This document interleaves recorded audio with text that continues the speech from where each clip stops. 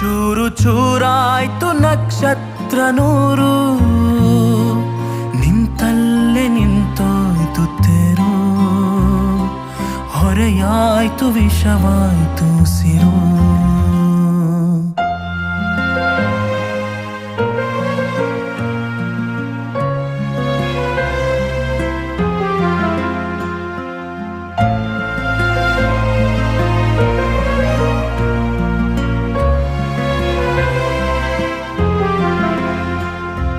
ಬೆಸೆದಂಥ ಬೆರಳು ಜೊತೆ ಇದ್ದ ನೆರಳು, ದೂರಾಗಿ ಬದುಕೀಗ ಇರುಳು.